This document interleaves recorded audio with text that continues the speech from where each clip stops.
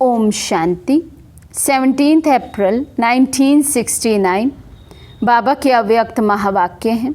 मुरली का सार है, ब्राह्मणों का मुख्य संस्कार सर्वस्व त्यागी। बाबा पूछते, आप सभी का संगठन खास किस लिए मंगाया है? संगठन के लिए मुख्य 4 बातें ज़रूरी हैं। पहली, आपस में एक दो में स्नेह। सेकंड पॉइंट, नज़दीक संबंध। थर्ड पॉइंट, सर्विस की जिम्मेवारी। और फोर्थ, ज्ञान योग की धारणा का सबूत। इन 4 बातों में तैयार हो। एक दो में स्नेही कैसे बनना होता है? स्नेही बनने का साधन कौन सा है? ये जो एक दो से दूर हो जाते हैं, उसका कारण ये है क्योंकि एक दो के संस्कार, एक दो के संकल्प नहीं मिलते। संगठन में बाबा कहते हैं आपस में स्नेह क्यों नहीं रहता है, एक दो से दूर क्यों हो जाते हैं? क्योंकि बाबा कहते हैं संस्कारों का टकराव होता है या संकल्प नहीं मिलते हैं। सभी के संकल्प संस्कार एक हो कैसे सकते हैं? संस्कार तो हर एक के अपने अपने होते हैं। संगम युगी ब्राह्मणों का मुख्य संस्कार कौन सा है? साकार रूप में मुख्य संस्कार कौन सा था? जो ब्रह्मा बाबा का संस्कार वे ब्राह्मणों का। साकार ब्रह्मा का मुख्य संस्कार कौन सा था? बाबा कितनी बारी पूछ रहे हैं कि ब्रह्मा बाबा का मुख्य संस्कार कौन सा था। बाबा कहते यहाँ भिन्न भिन्न संस्कारों की बात नहीं होनी चाहिए, क्योंकि सभी एक बाप की संतान ब्राह्मण कहलाते हैं स्वयं को। तो जो ब्रह्मा का संस्कार वो ब्राह्मणों का संस्कार होना चाहिए। इसलिए बाबा पूछ रहे हैं कि ब्रह्मा बाबा का संस्कार कौन सा देखा बच्चों ने? ब्रह्मा में तो वे संस्कार संपूर्ण रूप से देख लिया, लेकिन ब्राह्मणों में यथा योग्य यथा शक्ति है। उनका मुख्य संस्कार था सर्वस्व त्यागी। ब्रह्मा बाबा का मुख्य संस्कार था सर्वस्व त्यागी। सब कुछ बाबा ने त्याग कर दिया था 1 सेकंड में। बाबा कहते लेकिन बाबा के आगे बच्चों में यथा योग यथा शक्ति है। जिसका जितना शिव बाबा से योग है, जिसने जितना शिव बाबा को समझा है, उतना ही वो त्यागी बना है। बाबा कहते निरअहंकारी का मतलब ही है सर्वस्व त्यागी। अपना सभी कुछ त्याग कर देते हैं। सर्वस्व त्यागी होने से सर्व गुण आ जाते हैं। दूसरों के अवगुणों को ना देखना, ये भी त्याग है। बाबा कहते ये भी त्याग का हिस्सा है। जब हम दूसरों के अवगुण ना देखें, केवल उनके गुण ही गुण देखेंगे, गुणों की महिमा गाएंगे, तो वो सब गुण हम में आ जाएंगे। तो सर्वस्व त्यागी होने से सर्व गुणधारी हो जाएंगे। त्याग का अभ्यास होगा तो ये भी त्याग कर सकेंगे। सर्वस्व त्यागी अर्थात देह के भान का भी त्याग। पहला त्याग बाबा ने बताया, दूसरों के अवगुणों को देखने का त्याग। दूसरा त्याग बाबा कहते देह के भान का भी त्याग। तो ब्राह्मणों का मुख्य संस्कार है सर्वस्व त्यागी। इस त्याग से मुख्य गुण कौन से आते हैं? यदि हम त्याग करेंगे, सब कुछ बाबा के आगे न्यौछावर कर दिया, समर्पित कर दिया, मेरा मुझ में कुछ भी नहीं, जो है सो शिव बाबा का। तो बाबा कहते हैं उन बच्चों में मुख्य रूप से फिर कौन से गुण देखने में आएंगे? तो पहला बाबा कहते सरलता और दूसरा सहनशीलता। तो सरलता और सहनशीलता का गुण आत्मा में धारण हो जाएगा। जिसमें सरलता सहनशीलता होगी, वे दूसरों को भी आकर्षण ज़रूर करेंगे और एक दो के स्नेही बन सकेंगे। अगर सरलता नहीं तो स्नेह भी नहीं हो सकता है। यदि सरलता नहीं है, संस्कारों में इतनी टाइटनेस है कि एक दो के संस्कार मिल ही नहीं सकते, तो बाबा कहते फिर कैसे सर्व के स्नेही बनेंगे? तो सरलता का गुण हो, इजी नेचर हो, रिस्पॉन्सिबिलिटी नहीं निभाए ऐसा इजी नहीं, लेकिन ऐसा इजी जिसमें मोल्डिंग नेचर हो, कहीं पर भी वो फिट हो जाए, किसी भी सेवा में उसको लगा दो, किसी भी कार्य में लगा दो, वो सभी से मिलजुल कर कार्य कर सके। अगर सरलता नहीं तो स्नेह भी नहीं हो सकता। एक दो में स्नेही बनना है तो उसका तरीका यही है। एक तो सर्वस्व त्यागी देह सहित।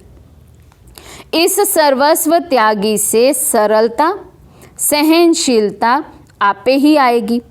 सर्वस्व त्यागी की ये निशानी होगी, सरलता और सहनशीलता। साकार रूप में भी देखा ना, जितना ही नॉलेजफुल उतना ही सरल स्वभाव, जिसको कहते हैं बचपन के संस्कार। बुजुर्ग का बुजुर्ग, बचपन का बचपन। आप सभी की चलन ऐसी हो जो आपकी चलन से बाप और दादा का चित्र देखने में आए। हमारा व्यवहार, हमारी चलन, बाबा कहते हैं ऐसे होने चाहिए, हमारे कर्म ऐसे होने चाहिए जो हमारे कर्मों से, चलन से बाप दादा दोनों प्रत्यक्ष हों।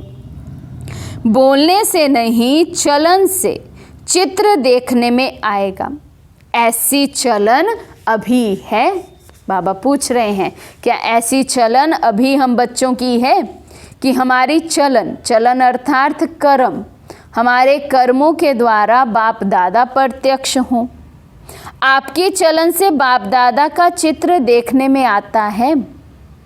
देखने में तो आता है, लेकिन कभी कभी अर्थात कोई कोई कर्म हमारा भल ब्रह्मा बाबा से मैच हो जाए, लेकिन सदा नहीं मैच होता, हर कर्म नहीं मैच होता। तो कभी कभी बाबा को प्रत्यक्ष करते हैं। जब उस स्थिति में रहकर सर्विस करते हो, तब आपकी वाणी से, सूरत से समझते हैं इन्हों को ज्ञान देने वाला बहुत ऊंचा है। कहते हैं ना, आपकी चलन से बाप दादा के चित्र देखते हैं, लेकिन कभी कभी आप भी कैमरा हो। हर एक क्या सोचे, मैं कैमरा हूँ, मेरे द्वारा बाप दादा की फ़ोटो खींची जा रही है, तो जैसा सामने होगा वही कैप्चर होगा। तो जो कर्म में होगा उसी को डिपिक्ट करेगा। यदि रावण के संस्कारों को यूज़ करके कर्म करेंगे तो रावण की फ़ोटो खींची जाएगी, और यदि शिव बाबा के या ब्रह्मा बाबा के कहे अनुसार, श्रीमत अनुसार, कर्मों अनुसार मेरे कर्म होंगे तो बाप दादा की फ़ोटो खींची जाएगी। तो मैं कौन हूँ? मैं कैमरा हूँ, जिसमें बाप दादा की फ़ोटो खींची जाती हैं मेरे कर्मों द्वारा। बाबा कहते, आपके कैमरे में बाप दादा के चित्र छपे हुए हैं, वे कभी कभी दिखाते हो, ऐसा क्यों? सदैव वही चित्र चलन से क्यों नहीं दिखाते हो? तो बाबा के बच्चों ने सभा में कहा, बाबा अभी तो पुरुषार्थ है। ये पुरुषार्थ शब्द कहाँ तक चलना है? बाबा पूछ रहे हैं, कहाँ तक पुरुषार्थ शब्द को ही ढाल बनाकर अपनी कमी कमज़ोरियों के साथ ही चलते रहेंगे कि अभी तो हम पुरुषार्थी हैं, अभी तो हम कर रहे हैं, हो जाएगा, कर लेंगे। कितना समय अभी पुरुषार्थ करना है? अब बाबा डेट पूछ रहे हैं, टाइम पूछ रहे हैं, कितना समय तक पुरुषार्थ करोगे? कब तक स्थिति बना लोगे? क्या अंत तक ऐसे ही कहते रहेंगे कि हम पुरुषार्थी हैं? जैसे अब कह रहे हो ऐसे ही अंत तक कहेंगे क्या? पुरुषार्थ शब्द भी अब चेंज होना है। भले पुरुषार्थी तो अंत तक रहेंगे, लेकिन वे पुरुषार्थ ऐसा नहीं होगा जैसे अभी कहते हो। पुरुषार्थ का अर्थ ही है जो एक बार गलती हो वही फिर दूसरी बारी ना हो। पुरुषार्थ का अर्थ क्या है? जो गलती एक बारी कर ली, हो गई, वो गलती दोबारा रिपीट ना हो, इसको कहते हैं पुरुषार्थ। बाबा पूछते, ऐसा पुरुषार्थ है? मान लो एक दिन गलती से अमृत वेला मिस हो गया, तो जब से बाबा के बने दोबारा कभी मिस ना हुआ हो। एक बार क्लास मिस हो गई, दोबारा कभी क्लास मिस नहीं हुई हो, एक बार कोई अवज्ञा होगी, एक बार ही कोई धारणा टूट गई, दोबारा कभी ना टूटी हुई। बाबा कहते हैं ऐसा पुरुषार्थ है। पुरुषार्थ का जो अर्थ है उसमें प्रैक्टिकल में आना है। एक ही भूल बार बार हो तो उसको पुरुषार्थ कैसे कहेंगे? पुरुषार्थ का लक्ष्य तो होना चाहिए, बाकी इस तरह का पुरुषार्थ शब्द भी निकल जाना चाहिए। एक ही गलती को बार बार दोहराने पर बाबा कहते जो आप बच्चे पुरुषार्थ शब्द यूज़ करते हो, अब इस शब्द को भी ख़त्म कर दो। पुरुषार्थ माना लक्ष्य जो मैंने रखा उसको मैं प्राप्त कर रहा हूँ। एक दो के स्नेही कैसे बन सकेंगे? पत्र व्यवहार करना, संगठन करना, सिर्फ इससे नहीं बनेंगे, ये तो स्थूल बात है। लेकिन एक दो के स्नेही तब बनेंगे जबकि संस्कार और संकल्पों को एक दो से मिलाएंगे। उसका तरीका भी बताया, सर्वस्व त्यागी। सर्वस्व त्यागी की निशानी क्या होगी? तो बाबा कहते सरलता, सहनशीलता, ये बातें जब धारण करेंगे तब स्नेही बनेंगे। सरलता लाने के लिए सिर्फ एक बात ज़रूर वर्तमान समय ध्यान में रखनी है। वर्तमान समय देखा जाता है आजकल की स्थिति जो है वे कुछ स्तुति के आधार पर है। स्तुति और निंदा दो शब्द हैं। आजकल जो स्थिति है बाबा कहते वो स्तुति के आधार से बनती। अच्छा बोल दिया तो आज हमारी स्थिति बहुत अच्छी है, कहीं निंदा सुन ली अपने लिए तो स्थिति एकदम डाउन। तो वर्तमान समय स्तुति के आधार पर स्थिति है, अर्थात जो कर्म करते हैं उनके फल की इच्छा व लोभ रहता है। कर्तव्य के फल की इच्छा ज़्यादा रखते हो। ड्यूटी है, कर्तव्य है, सेवाधारी कहते हैं स्वयं को, तो सेवा करनी ही है। बाबा का बने हैं तो धारणा करनी ही है। बाबा कहते लेकिन स्तुति सुनना चाहते हैं आज हर कोई अपनी, चाहे ये इच्छा सूक्ष्म में कहीं छुपी हुई हो अंदर, लेकिन स्तुति सुनकर अच्छा लगता है तो ये भी तो इच्छा का ही रूप हुआ। तो बाबा कहते कर्तव्य की फल की इच्छा ज़्यादा रखते हैं। स्तुति नहीं मिलती है तो स्थिति भी नहीं रहती, स्तुति होती है तो स्थिति भी रहती है।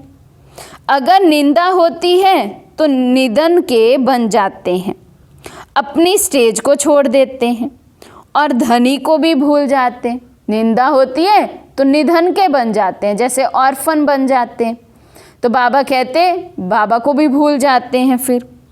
तो ये भी कभी नहीं सोचना कि हमारी स्तुति हो। स्तुति के आधार पर स्थिति नहीं रखना। स्तुति के आधार पर स्थिति रखी तो डगमग होते रहेंगे, क्योंकि आज जो स्तुति कर रहे हैं वो कल निंदा भी कर सकते हैं। तो बाबा कहते हैं यदि स्तुति के हिसाब से हमारी स्थिति होगी तब तो कभी भी एक रस स्थिति नहीं बन सकती, क्योंकि यदि दो आत्माएं मेरी स्तुति करेंगी तो हो सकता है चार मेरी निंदा भी करे, फिर तो हम फ्लक्चुएट ही होते रहेंगे, ऊपर नीचे होते रहेंगे। तो अनन्य जो हैं उन्हों का प्रभाव दिन प्रतिदिन आपे ही निकलेगा, लेकिन प्रभाव में खुद ही प्रभावित नहीं होना है। यहाँ ही फल स्वीकार कर लिया तो भविष्य फल को खत्म कर लेंगे। जितना गुप्त पुरुषार्थ उतना गुप्त मददगार, उतना ही गुप्त पद बन जाता है। दूसरे भले कितनी भी महिमा करें, लेकिन उनकी महिमा के प्रभाव में खुद प्रभावित नहीं होना है, स्वीकार नहीं करना है। बाबा कहते भल प्रशंसा मिले भी, भल सब आपको अच्छा कहे भी, लेकिन बाबा कहते यहाँ स्वीकार कर लिया, अगर भान भी आ गया हाँ मैंने ये किया, तो बाबा कहते भविष्य के लिए फिर यहीं खा लिया तो कुछ भी जमा नहीं हुआ।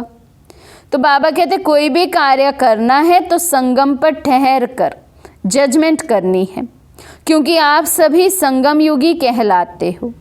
इसलिए जो भी बात होती है हर बात के दो तरफ तो होते हैं, दोनों तरफ से संगम पर ठहर जजमेंट करनी है, ना उस तरफ ज़्यादा ना इस तरफ ज़्यादा, संगम पर ठहरना है।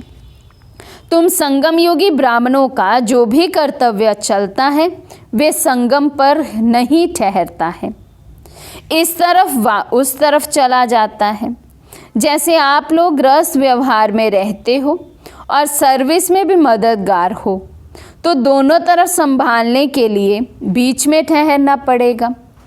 दोनों के बीच की अवस्था में स्थित रहना है।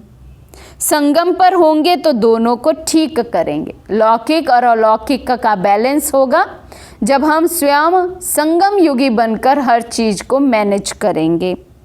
तुम्हारा खान पान पहनना आदि सभी बीच का ही है। इस रीति जजमेंट करते हो तो बीच की स्थिति में स्थित होकर दोनों तरफ की जजमेंट कर फिर चलना है। कई बातों में दिखाई पड़ता है इस तरफ व उस तरफ विशेष हो जाते हैं, होना चाहिए बीच में। बीज की अवस्था है बीज बिंदी। जैसे बीज सूक्ष्म होता है वैसे बीज की स्थिति भी सूक्ष्म है। उस पर ही ठहरने की हिम्मत और तरीका चाहिए। ये भी लक्ष्य दिया हुआ है, कहाँ बालक हो चलना है, कहाँ मालिक हो चलना है। जहाँ मालिक हो चलना है वहाँ बालक नहीं बनना है, और जहाँ बालक बनना है वहाँ मालिक नहीं बनना चाहिए। ये भी बहुतों में मिसअंडरस्टैंडिंग हो जाती है। ये भी चेकिंग बहुत रखनी है। ये भी बाबा कहते बैलेंस होना चाहिए, कहाँ मुझे बालकपन करना है और कहाँ मालिक बन के कार्य करना है। बाबा कहते इसमें भी बच्चों को बहुत मिसअंडरस्टैंडिंग होती है। जहाँ मालिक बनना वहाँ बालक बन जाते हैं, जहाँ बालक बनना वहाँ मालिक बन बैठते हैं। बालकपन भी पूरा तो मालिकपन भी पूरा रखना है। इसलिए कहा कि संगम पर ठहरना है। सिर्फ बालक भी नहीं बनना है और सिर्फ मालिक भी नहीं बनना है। दोनों गुण होने से सभी ठीक चला सकेंगे। बालकपन अर्थात निरसंकल्प हो, जो भी आज्ञा मिले, डायरेक्शन मिले, बस उस पर चलना है। मालिकपन अर्थात अपनी राय देना। किस स्थान पर मालिक बनना है वे स्थान और बात देखनी है। कहाँ पर मुझे राय देनी है, कहाँ मुझे आज्ञा माननी है। बाबा कहते ये बैलेंस भी होना चाहिए। सभी जगह मालिक नहीं बनना है। जहाँ बालक बनना है वहाँ अगर मालिक बन जाएंगे तो फिर संस्कारों का टक्कर हो जाएगा। इसलिए आपस में एक दो के मददगार बनने के लिए दोनों ही बातें धारण करनी है, नहीं तो संस्कारों का टक्कर होगा। जहाँ बालक बनना चाहिए वहाँ मालिक बन जाते हैं, तो दो मालिक बनने से फिर संस्कारों का टक्कर हो जाता है। मालिक भी बनना है, बालक भी बनना है। राय दी मालिक बने, फिर जब फाइनल होता है तो बालक बन जाना चाहिए। किस समय बालक किस समय मालिक बनना है ये भी बुद्धि की जजमेंट चाहिए। किस समय कौन सा स्वरूप धारण करना है वे भी विचार करना है। बहुरूपी बनना है ना, सदैव एक रूप नहीं। जैसा समय वैसा रूप। उल्टे रूप से बहुरूपी नहीं बनना है, सुलटे रूप से बनना है। अच्छा, ओम शांति।